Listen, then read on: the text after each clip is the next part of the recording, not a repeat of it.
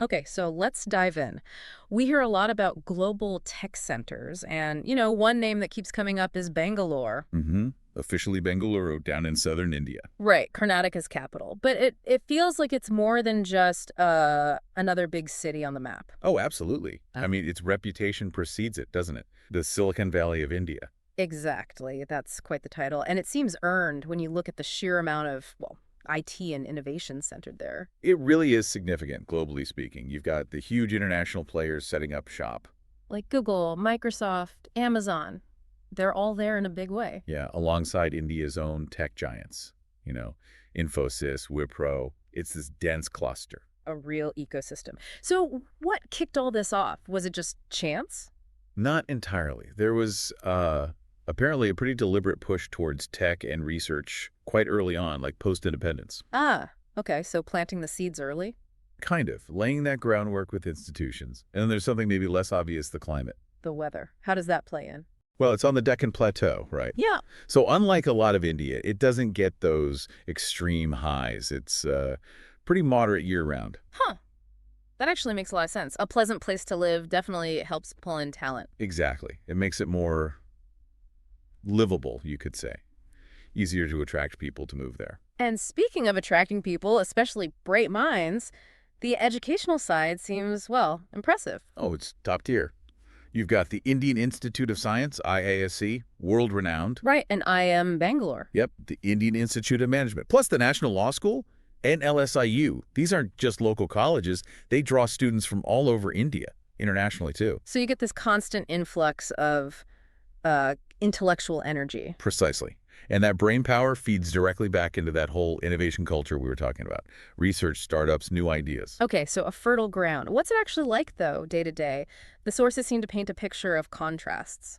Yeah, that's one of the most fascinating things. You really see tradition and modernity rubbing shoulders. Oh. Well, you can find these ancient, beautiful temples, historic spots, and then, like right nearby, you've got gleaming shopping malls, modern cafes, art galleries. So it's not one or the other, it's blended. Very much so. It creates this really unique kind of dynamic vibe. It feels old and new at the same time. And it sounds like it's got a lively social scene, too. I saw Pub Capital of India. Huh? Yes.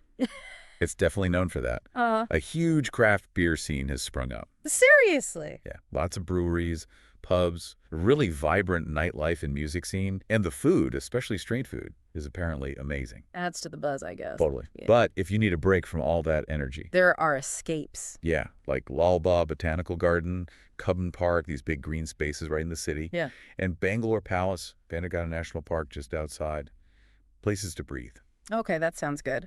But no city grows that fast without some growing pains, right? Traffic seems to be the big one mentioned. Oh, definitely. That's a major headache. The city's growth, population, number of cars, Mm. it just outpaced the infrastructure development for a while. Yeah, you hear stories. Is anything being done? They're trying. The Nama Metro, the subway system, is a huge project aimed at tackling that, improving public transport. It's ongoing. Right, a work in progress. And the people living there, it's not just one group, is it? It sounds very diverse. Extremely. Canada is the official state language, but because it's such a magnet, you hear English everywhere. Makes sense for tech? And Hindi, Tamil, Telugu. Lots of languages. It really reflects its status as this melting pot. Draws people from all over. So if we were to kind of summarize Bangalore for someone listening, what's Yeah. the core takeaway? I'd say it's a city that's managed this incredible balancing act. Technology, yes, massively important, but also culture, top-notch education, history.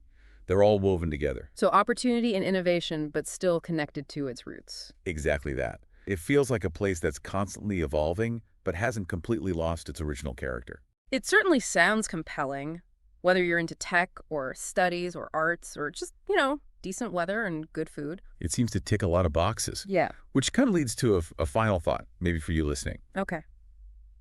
Given this incredible growth, this blend of the old and the very, very new, what's next for Bangalore? What kind of maybe unexpected innovations or cultural shifts might we see coming out of the Silicon Valley of India in the next few years? What will that next chapter look like? Something to think about.